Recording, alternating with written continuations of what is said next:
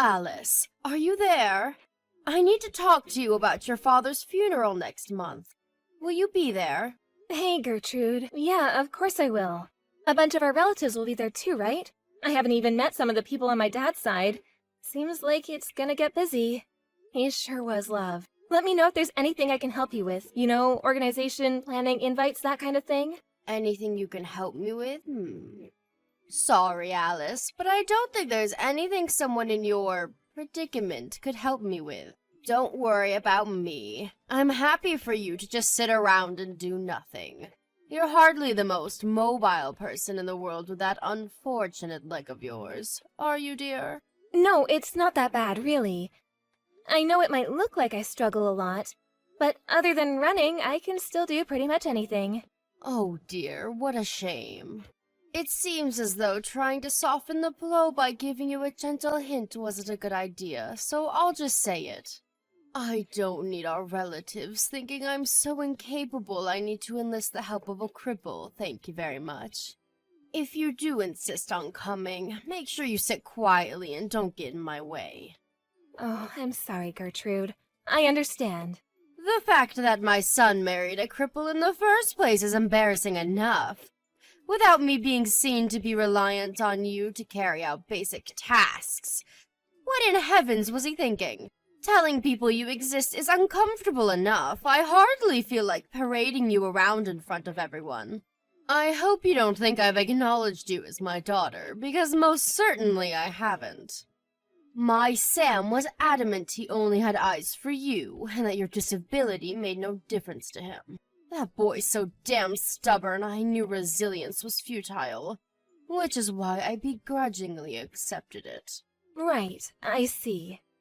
I was looking forward to having a cute daughter-in-law to take out to cafes and on shopping trips with me.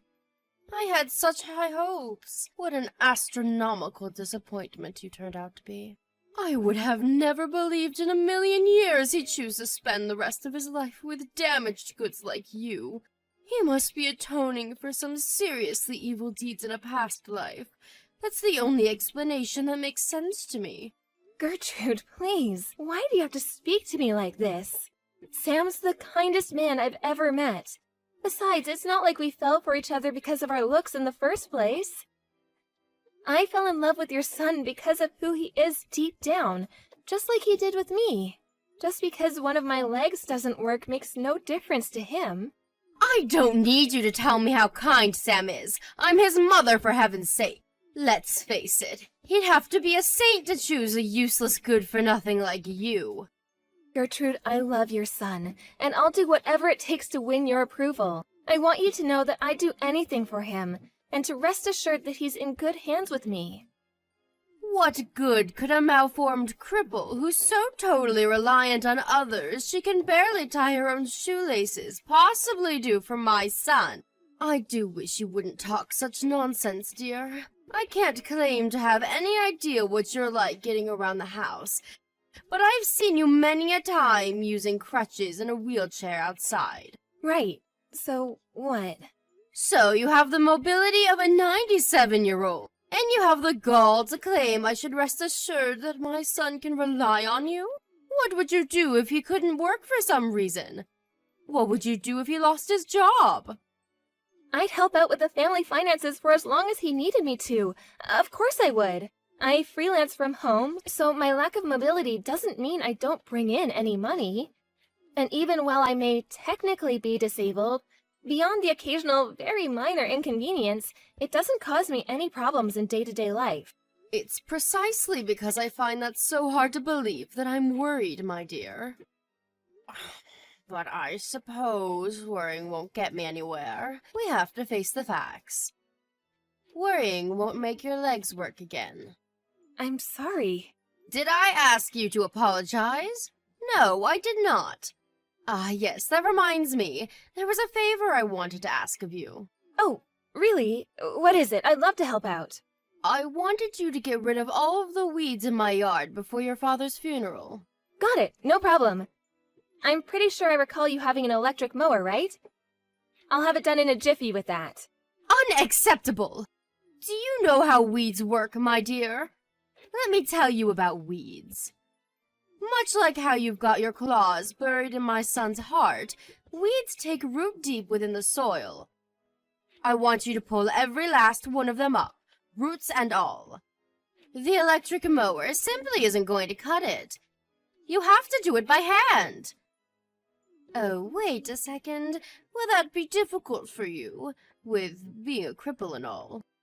No, don't worry, it's fine. I'll have it done before we leave for the funeral, I promise. I expect great things, Alice. This should be interesting. You might actually be of some use to me for the first time in your life. Alice, you've really gone and done it this time, you silly girl. Hi, Gertrude. Did I do something wrong? At the funeral. You told all of your relatives you cleared out all of the weeds in my yard, didn't you? Well, yeah, kind of. But it's not like I was especially eager to talk about weeds or anything. It's just that everyone was discussing gardening, so I mentioned what I did in your garden this afternoon. After I got clearing out the weeds, you asked me to plant some flowers in the freshly invader-free soil, did you not? One of my relatives was really curious, and she asked me all kinds of things about how to plant and care for the flowers. That may be so, but why did you have to be so idiotically honest? Some things are better left unsaid. Huh? What do you mean? Are you trying to make our families think I'm the kind of person who forces her disabled daughter-in-law to clear out the weeds in her garden? You're so thoughtless and insensitive. Ugh, how could you do this to me, you little ingrate? I'm your mother-in-law, did you forget that? Would it hurt you so much to say some nice things about me once in a blue moon, or to try and uplift me instead of destroying my reputation? Oh, look, Gertrude, I'm sorry. I didn't realize I was doing anything to upset you. It wasn't intentional. I doubt anyone even remembers what I said about the weeds, and besides, even if they did, why would they think you forced me? It was the flowers they were interested in. I honestly don't think you have anything to worry about. You don't know that for sure. I do wish you'd think before speaking every now and then, dear. Right, you're right. I'm sorry. If you mean it when you say you want to win my approval, making me happy should be your #1 priority. In spite of that, all you seem to do is upset me. Do you enjoy making me suffer? No, of course not. I told you I didn't mean to. I'm sorry. In that case, you better make damn sure that whenever you talk about me in front of others from now on, it's nothing but praise. Praise and more praise. I want everyone to know how fantastic I am. If anyone asks, the only reason you cleared out the weeds and planted those flowers was because you wanted to help me so badly that you volunteered of your own accord. Are we clear? We're clear. Good grief. It looks like your leg isn't the only thing that doesn't work. The fact that I have to explain things that should be as plain as day in minute detail makes it abundantly clear that your brain isn't operating at full capacity either. Are all cripples like this? Gertrude, please. I'd really appreciate it if you would stop calling me that, and I'd like it if you stopped thinking of me as nothing more than my disability. Other than one of my legs not working, I'm no different to you or anyone else. Oh, now I've heard it all. A bottom-dwelling leech who's only able to exist thanks to my hard-earned tax dollars thinks she's the same as me? Please stop being so horrible. Do you think I chose to be this way? Do you think I enjoy it? It makes me sick the way you cripples roll around in your wheelchairs while you suck up the tax dollars of hard-working Americans like me without a care in the world. You assert so boldly how you're no different to me and other normal folk that I believe you might actually be delusional enough to believe it. But the truth is, without sponging off the tax money of decent, respectable people like us, defective articles like you wouldn't have a leg to stand on, would you? Pardon the pun. I know you can't help the way you are, but you could at least try being a little more damn humble. I'm not gonna deny it. Maybe there are some disabled people who behave arrogantly and act like the world owes them something, but most of us are incredibly grateful for any help we get. Are you really? I wonder. Consider the following. You, damaged goods in the real sense of the term, managed to bag yourself a high-spec guy like my son. You're privileged enough to be enjoying a happy, fulfilling life of the kind that in a just world would only be possible for normal people. That seems pretty damn arrogant from where I'm standing. Disabled folk have the right to be happy, too. Throw away these despicable ideas of yours at once. You may have been married for a year now, but I bet not a day's gone by where my son hasn't regretted choosing you to be his wife. How about you hurry up and accept how miserable you make the people around you and do my son the enormous favor of divorcing him and getting out of his life once and for all? Wait, are you telling me to leave Sam? Believe me, dear, that's all I've ever wanted. How could I want anything else? You're nothing but useless, damaged goods, and you serve no purpose in any of our lives. What's the point in keeping you around? You bring nothing to the table. Alice, my leg is itchy. Bring me a back scratcher at once. I can't come and see you again today, Gertrude. I have some important business to attend to now. Important business? More important than me? Impossible! You come back to the hospital right now. Are you being serious right now? I was literally just there. I'm sorry, I can't. I have an appointment to make. I really gotta go. Don't you feel sorry for me? I can't even walk. I'm disabled just like you now. You'd think you of all people would understand how I feel. Sure, I understand how difficult not being able to walk can be, but that doesn't mean I'm gonna drop what I'm doing to cater to your every whim and desire at the drop of a hat. Ah, I see. That's it, isn't it? You were born disabled. You could never understand how it feels to be an able-bodied person who suddenly loses use of their legs in a horrible accident. Not only that, but you'd think it was enough that I'm now unable to walk and forced to live in a wheelchair. But no, I just had a lawyer show up. Do you know what he wanted? He demanded I pay the full amount to cover the repair fees for the damage done to the house. I hardly see how that's a surprise after what you did. You drove your car into someone's freaking house. I suggest you talk to your insurance company about that. I'm not familiar with this kind of thing, but there's a chance they might be able to cover it. I'm certainly not going to be any use to you on this one. I have no idea what to do. I don't know anything about legal proceedings, and besides, this is all backwards. The owner should be paying for the damages her house caused to me. Just because I mistook the accelerator for the brake pedal in a moment of confusion doesn't mean I should be punished financially. I've already suffered enough. Surely you should just be thankful that poor old lady wasn't home when you planted your car in her living room. She could have been killed. And look, I know this isn't easy, but there is still a chance that with lots of hard work, rehabilitation, and some positive thinking, you could walk again one day.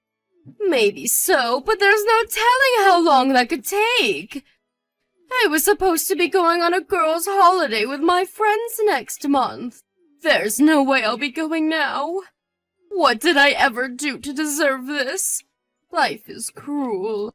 I know this is horrible, Gertrude, but you can't give up. What else can you do but try your best? I know this is gonna sound heartless, but there's no avoiding the fact that you're the one who caused this accident. Besides, you're not the only one involved here. You destroyed some poor lady's house with your careless driving. I think you should show a little remorse. Like I told you, all I did was make one teeny tiny mistake. Since when did you become the world's highest moral authority? Get off your damn high horse.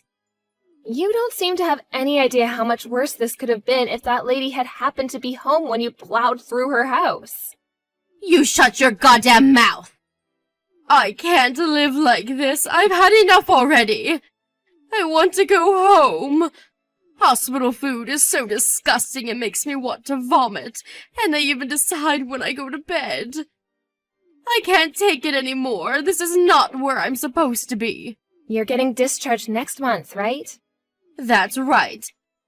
But that's too long. I don't know if I can hold out until then. It's not like being all cooped up in here is going to make me any more likely to walk again. I'm just suffering needlessly. Gertrude, please. They're doing important tests on you every day, and they're giving you rehab sessions for crying out loud.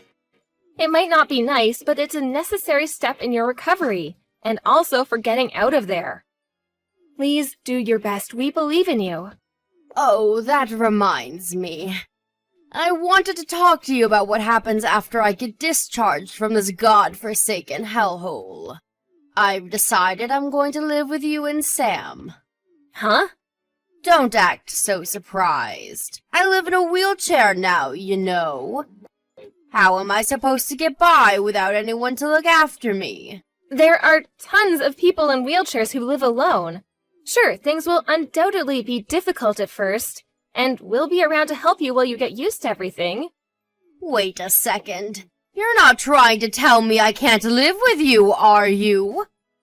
I know you wouldn't do that. Yes, that's exactly what I'm saying.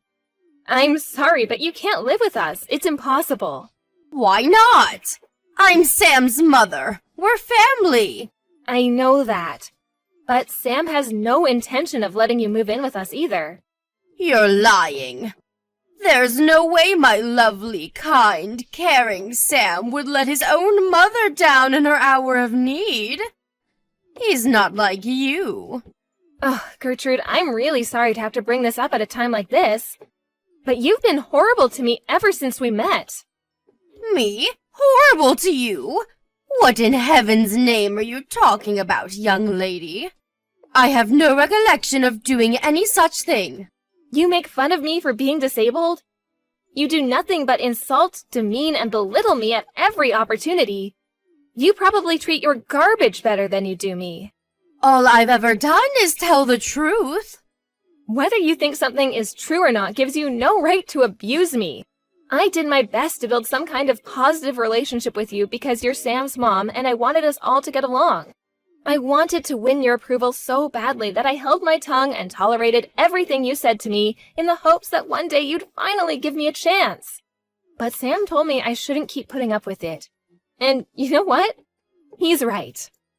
Fascinating. Just fascinating. What a riveting story. Not. What's your goddamn point, noodle egg? None of this has anything to do with me. I will be moving in with you. I won't be able to get by otherwise. Please start looking into disability-friendly accommodation, or if you're so tired of living alone, care homes. Because you are absolutely not moving in with us, and that's final. You don't have to take my word for it. Sam says he's going to message you soon, so be my guest and wait to hear it from him if you like. The sooner you understand and accept this, the better. No way! Sam would do anything to help me, no matter what. I'm his mother, and he loves me. I won't lose to an arrogant, wet-behind-the-ears little ingrate like you. Gertrude, this isn't about winning or losing. I'm moving in with you. We're not negotiating here. This has already been decided. Your opinion is irrelevant, and I never asked for it. I can't believe that you, of all people, would treat me so cruelly and heartlessly despite having been disabled your whole life. You should understand what I'm going through more than anyone. What's wrong? Are you scared you won't get my son's full, undivided attention anymore? That's it, isn't it? You're jealous. Give me a break, not even a little. Then how about you keep your mouth shut and start listening to my son? I know he wants me to live with you, and I won't hear another word on the matter from the likes of you. Stop interfering where you're neither needed nor welcome, you little witch. You've got some explaining to do, Alice. You haven't been to see me in the hospital for an entire week. What in heaven's name is going on? Just like I told you before, I won't be helping you with anything anymore. Oh, I get it. You're trying to avoid the issue of me living with you and my son, aren't you? I can read you like a book. Wow, are you seriously still talking about that? You just don't know when to give up. You were obviously never gonna listen to me. But Sam's explained over a dozen times by now that there's no way you can live with us. What's it gonna take for you to understand? Irrelevant. I'm his mother, and my word is law. I see. But you living with us is literally impossible. Where there's a will, there's a way. You can say whatever you like, but it changes nothing.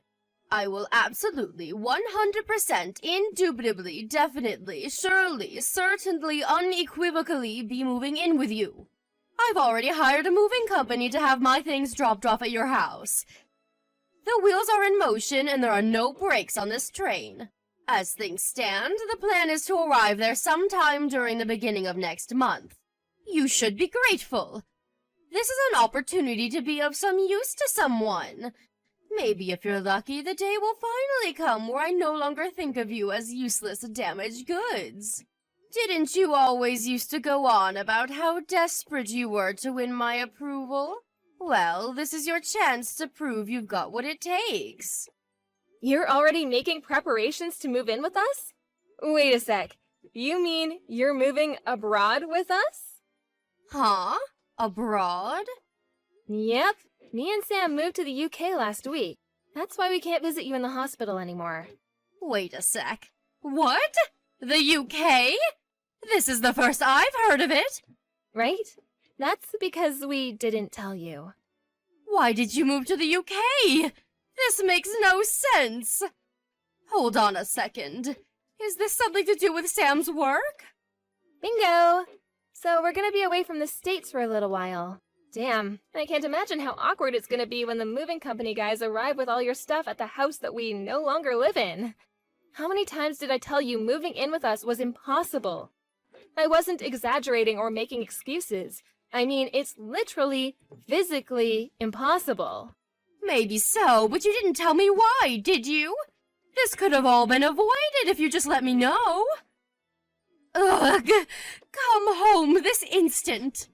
We didn't tell you because we didn't want you bugging us or getting in our way while we were getting ready to move abroad. Besides, we thought it best to keep it quiet on the off chance that you were actually crazy enough to invite yourself. Where does this leave me? What am I supposed to do now? Where am I supposed to go when I get discharged from the hospital? Not my problem. Figure it out yourself. Oh, that reminds me. We did leave a bunch of leaflets containing information on local care facilities and specialized apartments for disabled folks on your living room table. There are some with info on living carers, too. Take a look at those and plan your life yourself. Are you abandoning me? How could you do this? I'm in a goddamn wheelchair! This is an unacceptable way to treat your mother-in-law. I don't want to understate how horrible and unfortunate your accident was, and I feel for you, Gertrude, I really do. But me or Sam have no intention of looking after someone as incredibly selfish and egotistic as you. You're the one who caused the accident. In spite of that, you still haven't apologized to the poor old lady whose house you destroyed, have you? She has more than enough of my money to care about epoxy apology. I've already lost my life savings because of the compensation I was forced to pay for her repairs. Her house can be fixed. My legs, on the other hand, cannot. Do you really think I have the time to be thinking of others in the situation I'm in? It's not that I don't understand how you feel. But I want you to think for a moment. I want you to remember something you said to me a little while ago. What was it again? You could at least try being a little more damn humble. So how about it, Gertrude? Have you not got what it takes to show some humility? That's super important for cripples like you and me, after all, right? This isn't fair. I was a normal person when I said that. I mean, no, wait. I'm still a normal person. I'm not a cripple. I'm not. They said there's a chance I might walk again if I work hard at rehab. Great. That means you can stop trying to rely on others and live by yourself then. You are normal after all, aren't you? Shouldn't be an issue, right? I am, but things are different now. Or at least for the time being. Have you no heart? Don't you feel in the slightest bit sorry for me?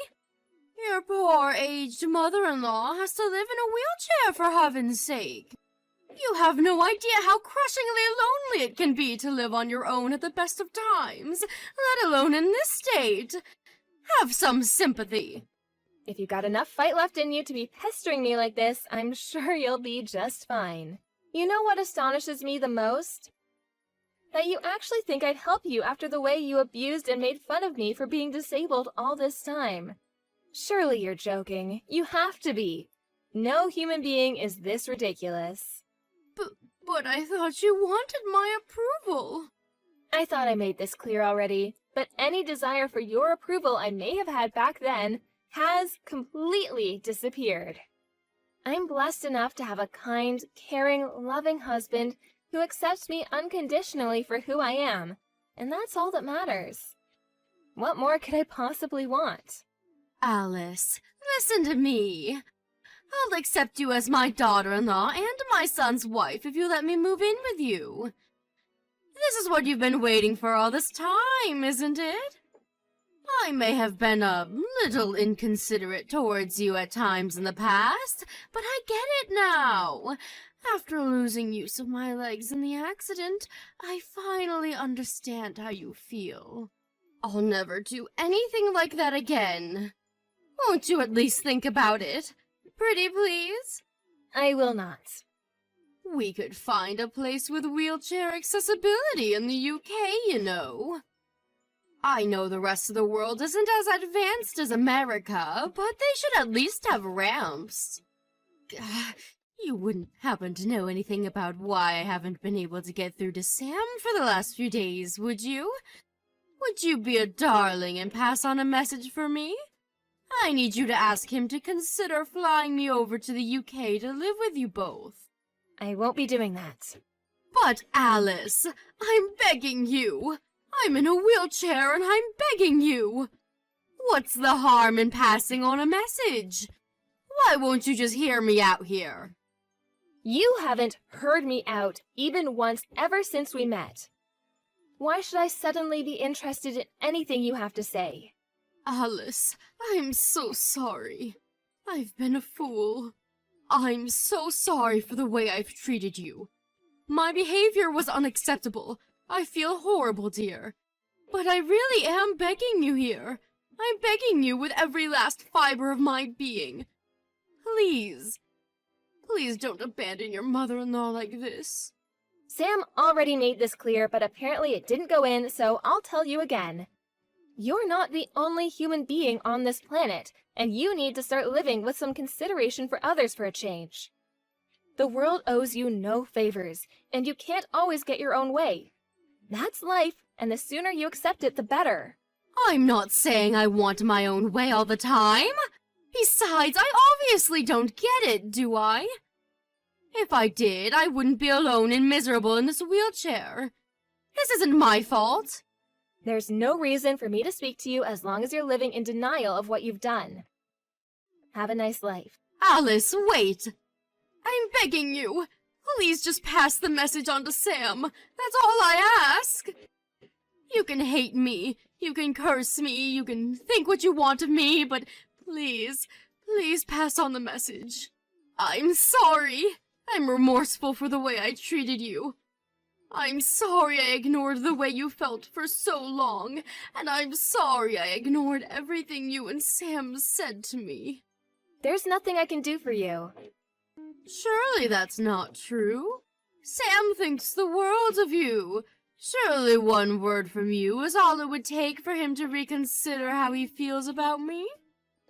If you forgive me, he will too. I just know it. But I'm a defective article. Good for nothing, remember? Even if I wanted to, I could never be of use to anyone. Your words, not mine. All I'm doing right now is what your son asked me to. Which is why there's nothing I can do for you. You're on your own. Have a nice life. Bye. After that, I was beraged with a torrent of panicked messages from my desperate mother-in-law. Naturally, I blocked her, and now, with her gone, my life is stress-free. I said all I had to say at the end there, so I have no regrets. A major toxic influence has been removed from our lives, and we're not looking back. That said, she decided to move into an apartment complex equipped with specialized facilities for disabled people, for which she needed the signature of a close relative to act as her guarantor. We enlisted the help of Sam's uncle to act as a go-between to avoid the unpleasantries of corresponding directly with her. And so the procedures to dispose of her once and for all are currently underway. I can't help but feel a little guilty for dragging Sam's uncle into Gertrude's mess, but it couldn't be helped. To my surprise, he readily accepted. He said he'd long had his suspicions she might be mistreating me because he knew exactly what she was like from his own experiences with her growing up. Eventually, her application for the wheelchair-friendly apartment was approved. She's currently living there alone. Everyone who knows her thinks she got exactly what she deserved after finding out the way she'd been treating me, which sadly for her means that she never gets a single visitor. After being paralyzed from the waist down, my mother-in-law, who used to be super active, having formerly been an avid mountain climber, is now confined to a tiny apartment and leads a wretched existence of soul-crushing loneliness. I heard from a friend of a friend who happened to see her out shopping that she looked like she'd lost all her spirit and vigor, a depressed, broken husk of a human being. What life brings next is entirely down to her. In any case, it's not our problem. She's not in our lives anymore, and she never will be again. She's nothing more than a distant memory now. Me and my husband are looking towards our own future together and intend on building the best life possible for ourselves in the UK. I have nothing but gratitude towards my amazing husband and our wonderful relatives, who have all been super supportive over the whole Gertrude incident. As for me, I'm going to carry on working as hard as I possibly can to ensure that mine and Sam's happy lives together continues long into the future.